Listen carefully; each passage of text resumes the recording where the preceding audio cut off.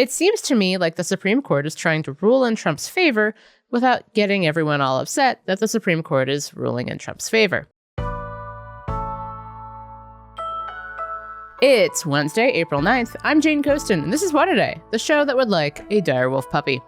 Yes, I know that the de-extinct puppies are not actually direwolves, but gray wolves that have had part of the genome changed to look like direwolves. And I do not care. Gimme that puppy. On today's show, Elon Musk and President Donald Trump's top trade advisor are fighting on the internet like real masculine men. And a judge orders the White House to allow the Associated Press back in the building. But let's start with the courts and the United States Supreme Court. Over the last few days, the justices handed the Trump administration a few major wins, but in a weird, specific way. Kind of a, you can't put a knife on that side of your plate at the dinner table, but your dinner table is on the Titanic thing. On Monday, Chief Justice John Roberts paused a deadline set by a lower court to return a Salvadoran man who had been wrongly deported back to his home country. And the Supreme Court ruled that the White House could resume deportations of alleged members of the Venezuelan gang Tren de Aragua to El Salvador under the centuries-old Alien Enemies Act. But the actual ruling was fairly narrow and didn't focus on the Alien Enemies Act at all.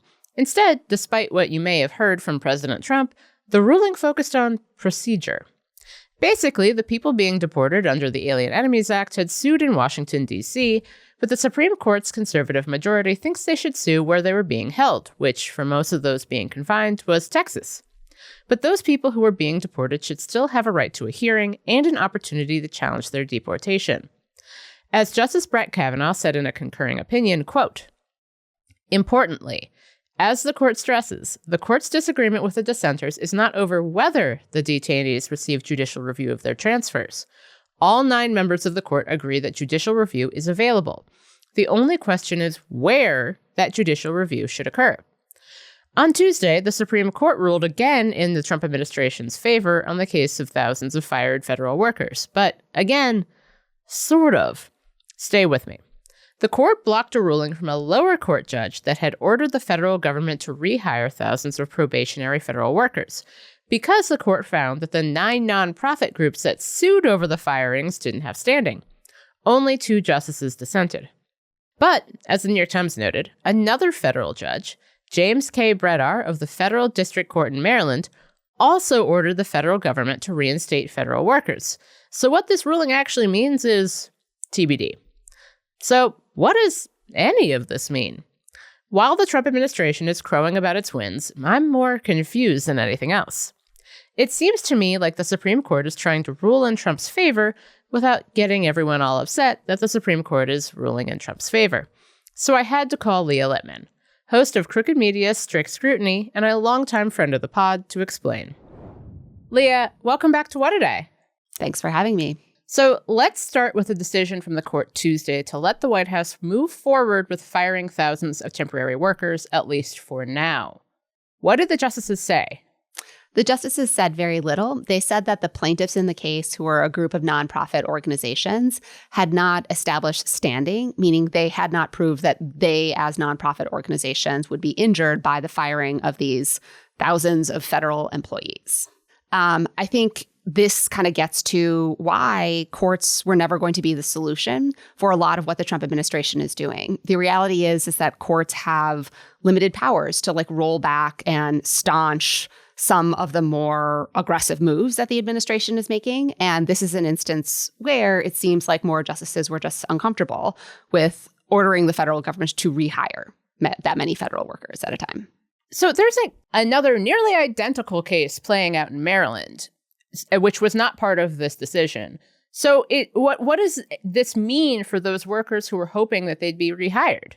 So not only is there another case in Maryland, there's actually still part of the case in California that is live, because it wasn't just nonprofit organizations that had sued. It's just that the district court in California had focused on their claims. So at least for now, some of those federal workers are not going to be rehired, but others of them could be because of the ruling in Maryland and possibly because of some additional rulings in California. So it's just creating this substantial period of uncertainty for so many federal workers whose jobs are in jeopardy. They're fired, they're rehired, but no, they're not rehired, right? Maybe they will be fired. And it's just all an awful lot. And that's part of what they're trying to do is traumatize bureaucrats. Yes, because I know I would love it if my job status was just going up and down and up and down and up and down for months at a time. It sounds great. On Monday, the court handed the Trump administration 2 temporary wins, sort of, on immigration. The big one was that the justices cleared the way for the White House to resume deportations of alleged gang members under the Alien Enemies Act. A lower court had blocked the use of the wartime statute for deportations, but based on my reading of the justices' decision, the Alien Enemies Act wasn't really up for discussion. What did the justices actually say? So the justices didn't say whether the president was lawfully using the Alien Enemies Act. That is, they didn't say that it actually could be applied to, an organization that isn't a foreign state. It didn't say, what the exact process is for individuals that the administration tries to summarily expel under that proclamation. The big thing that they did say is these challenges have to happen in individual cases. That is, any individual subject to these summary expulsions has to challenge their own summary expulsion, right? You can't do so and block the policy wholesale. And they have to proceed through what are called habeas petitions rather than these frontal challenges via the Administrative Procedure Act. Justice Amy Coney Barrett joined parts of the 3 liberal justices' dissent, much to the chagrin of the worst people on the internet. Where did she find common cause with them, and what do you make of that? Yeah, so I think that there are just a few reasons that gave her and the other justices pause. One is that what the administration was asking for is what's called emergency equitable relief, right? They were asking for the court to put on hold or stay the lower court order. And the reality is when you ask for equitable relief, you're supposed to have what's called clean hands. And the government doesn't have clean hands here. There are very serious allegations that they have not complied with the lower court ruling in this case. And I think the balance of the equities, right? There's no real harm to the government in telling them you can't use this proclamation to deport people because they can still deport people just using other laws, right? And other processes. But the harm to the individuals is immense because we don't know at this point whether the Supreme Court is going to say lower courts have the authority to order the government to return individuals who are wrongfully deported. So allowing the administration to do this without definitively saying it's legal when the risk of errors are so staggering, right, is more than enough to get Justice Barrett to say, whoa, what are we doing here, guys? The justices also said the government has to give potential deportees reasonable time to challenge the charges. And the reason why I'm doing air quotes is because this is the Trump administration we're talking about. These are people who tweet excitedly about deporting people, making it into weird ASMR videos. So I do not trust them. So what does that mean? Right. We don't know what that means because at a minimum, we know they deported 2 planefuls of people without giving them notice. And indeed, the government's briefs in this case to date have said nothing requires the government to delay removal to allow people to file habeas petitions. So what this means on the ground is, I don't know, we'll see. It basically means we are just playing Russian roulette, with people's rights and their lives, banking on their ability, right, to, I don't know, carry around a habeas petition in their boots. So if they are, right, swept off the street and shoved on a plane, they can somehow get that habeas petition, right, at a court filed in time to get a court to pause their summary expulsion. And I think we should be confident that at least in some cases, some individuals are not going to be able to or be in a position to file habeas petitions because the notice that the government has been giving people thus far contains a sentence that tells them you have no right to judicial review. Also on Monday, Chief Justice John Roberts paused a deadline set by a lower court to return a Salvadoran man who had been wrongly deported back to his home country, which kind of goes to what we were just talking about. Yes. Years ago, an immigration judge had blocked Kilmar Abrego Garcia from being deported back to El Salvador on the grounds that he'd likely be targeted by gangs. Why did Roberts pause the deadline? So he issued what's called an administrative stay, which technically is just designed to give the court enough time to figure out what it wants to do. But, right, the specter of the court saying in this case that a court cannot order the government to return someone who has been wrongfully subject to an extraordinary rendition that sends them to a foreign torture prison, combined with their ruling that says courts cannot block on a wholesale basis the summary expulsions, and every individual, right, who is subject to these summary expulsions has to challenge their individual summary expulsions, is creating a situation where, I mean, what is to stop the president from just knowingly putting a United States citizen on a plane to a foreign prison and then saying, ha, ha, ha, no backsies, right? If the Supreme Court says, you courts don't have the authority to tell the government to return people to the United States if they've been wrongfully expelled. And I think the combination of these rulings, or the possible ruling in the Abrego Garcia case with the Alien Enemies Act case, is just terrifying. I think we were talking about this a little bit before we started recording, but you made a really important point that I want you to get into a little bit more. What do you make of what the Supreme Court has done 3 times this week to help Trump, sort of, in this weird, like, I made a reference to, like, ticky-tack fouls you call in a basketball game. Like, it's like, no, you just were in the wrong place at the wrong time, and you need to do it over here. Now do it over there. Like, it seems kind of bullshit to me. It seems very bullshit to me. You don't do what the justices did in this Alien Enemies Act case if you are at all concerned with what the administration is doing. Because what the justices did is they avoided ruling on the lawfulness of the administration invoking the Alien Enemies Act and avoided saying precisely what sort of process and procedures the administration has to provide. What they did do is they made it much harder to actually enforce any procedural limitations that might apply to the government in these extraordinary renditions. And they made it harder to challenge whether any of these individuals can even be subject to the Alien Enemies Act at all. And so I think what they did is they avoided saying something on the merits, avoided generating newspaper headlines that say, oh, justices uphold these summary deportations.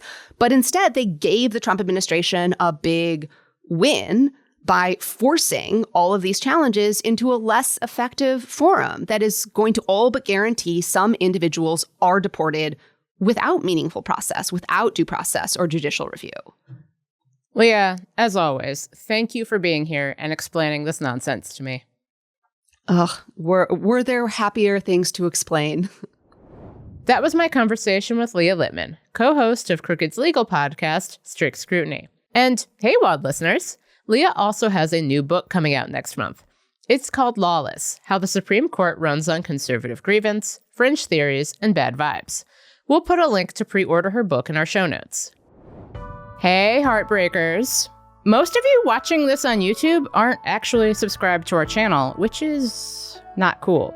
Make it official. Subscribe. It's a great way to support independent media and keep progressive voices like ours alive in this media nonsense apocalypse.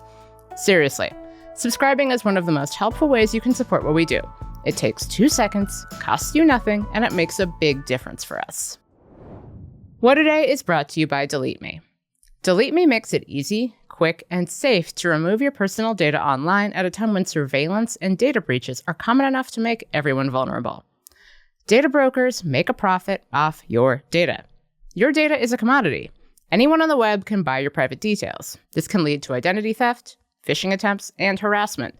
But now you can protect your privacy with Delete Me. As someone with a very active online presence, privacy is so important to me. It really matters that I know where my data is, and more importantly, I know where it isn't. Take control of your data and keep your private life private by signing up for Delete Me, now at a special discount for our listeners. Get 20% off your Delete Me plan when you go to joindeleteme.com/WAD and use promo code WAD at checkout. The only way to get 20% off is to go to joindeleteme.com/WAD and enter code WAD at checkout. That's joindeleteme.com/WAD, code WAD. Headline. Boys will be boys, and we will let their public sparring continue. Yes, boys will be boys. But when it comes to the 2 boys White House Press Secretary Caroline Leavitt happened to be referring to there, well, one is the richest man in the world, and the other advises the most powerful man in the world on trade. Boys, indeed. Leavitt on Tuesday was asked for comment about the escalating public feud between Elon Musk, age 53, and Peter Navarro, age 75. So, not boys. They represent opposite sides of an internal debate over the, wisdom of President Trump's sweeping tariffs. Musk is in the fewer to no tariffs camp. He said on Saturday he hopes for a, quote, zero tariff situation between the U.S. and Europe. In the other camp is Navarro, Trump's trade advisor and one of the architects of the president's harebrained tariff scheme. He said this about Musk on CNBC Monday. When it comes to tariffs and trade, we all understand in the White House, and the American people understand, that Elon's a car manufacturer. But he's not a car manufacturer. He's a car assembler in many cases. If you go to his Texas plant, a good part of the engines that he gets, which in the EV case is the batteries, come from Japan and come from China. Ooh, burn. Enter Musk calling Navarro, quote, a moron and dumber than a sack of bricks on Twitter Tuesday in response. He also referred to Navarro using a slur we won't repeat here. Levitt acknowledged during her press briefing Tuesday that Musk and Navarro, quote, have very different views on trade and on tariffs. She also tried to convince us that we should be appreciative of the public rift. You guys should all be very grateful that we have the most transparent administration in history, and I think it also speaks to the president's willingness to hear from all sides. Sure. The Internal Revenue Service has said it'll share immigrants' tax data with Immigration and Customs Enforcement. The two agencies signed an agreement Monday that allows ICE to submit the names and addresses of people they're trying to deport for cross-verification from the IRS. The plan has been in the works for a while. Here's Stephen Miller in February telling, or more accurately, yelling, at CNN that the Trump administration would be using tax data to deport people. The federal government will find every illegal alien who is stealing American taxpayer dollars. And that is what Americans expect to happen. Will you find that in the IRS I don't data even and fathom share the that with premise law of your enforcement? question. It's a simple question. Will you find that information in the IRS data and share that with law enforcement? If IRS investigators find illegal aliens stealing taxpayer money, of course they'll be referred to ICE. Of course they'll be referred to Homeland Security investigations. Of course it will be. Surely your position is not that we should let illegal aliens steal taxpayer dollars. They are paying taxes. That's why we have their taxpayer information. But anyway, federal law normally protects taxpayer information from being shared with other agencies by the IRS. Conveniently, the IRS's top lawyer was recently demoted and replaced with someone Trump nominated for a different job. What a coincidence. As I said, undocumented immigrants contribute billions of dollars in tax revenue every year. The disclosure of personal information takes away just about any incentive for them to do so. Fluoride should not be in our water. Health and Human Services Secretary Robert F. Kennedy Jr. said on Monday he plans to tell the Centers for Disease Control and Prevention to stop recommending fluoride in drinking water. He also mentioned creating a task force to come up with new recommendations. RFK Jr. told the Associated Press about his plans after a press conference in Salt Lake City. He was there to celebrate Utah becoming the first state to pass a ban on fluoride in public drinking water last month. When asked Tuesday about Kennedy's call to axe fluoride in drinking water, House Speaker Mike Johnson did what he always does and played follow the leader. From what I've read and from what I understand, it deserves real evaluation. There's a concern that it may be having a negative effect on the health of children, and obviously we have an obligation at the federal government level to look into that. So I'm as interested as you are. I don't have the answers, but I think it's one that the question has been begged and it needs to be addressed. So that was a remarkable amount of nothing. The Environmental Protection Agency also announced Monday it will, quote, expeditiously review new scientific information on potential health risks of fluoride in drinking water. Do you realize that fluoridation is the most monstrously conceived and dangerous communist plot we have ever had to face? For the record, the CDC says the safety of putting fluoride in drinking water, which the U.S. started doing in the 1940s, has been reviewed comprehensively by several scientific and public health organizations. The CDC says it effectively prevents tooth decay and improves overall oral health. The American Dental Association says fluoride is effective in reducing dental decay in adults and children by at least 25%. So I guess we're going to make America toothless again, too. MATA. A federal judge ordered the White House to reinstate the Associated Press's access to cover presidential events on Tuesday. Judge Trevor McFadden, a Trump appointee, ruled that the administration can't retaliate against the AP for refusing to call the Gulf of Mexico the Gulf of America per a Trump executive order. McFadden cited the First Amendment, writing, quote, "If the government opens its doors to some journalists, be it to the Oval Office, the East Room, or elsewhere, it cannot then shut those doors to other journalists because of their viewpoints." McFadden's ruling won't go into effect for a week in order to give the government time to respond or appeal. And that's the news. That's all for today. If you like the show, make sure you subscribe, leave a review, contemplate the wise words of Treasury Secretary Scott Bessent, and tell your friends to listen. And if you're into reading, and not just about what he told CBS News about tariffs, quote, "They are negotiable, but not a negotiating tactic," like me, What A Day is also a nightly newsletter. Check it out and subscribe at crooked.com/subscribe. I'm Jane Coaston, and I don't know what that means.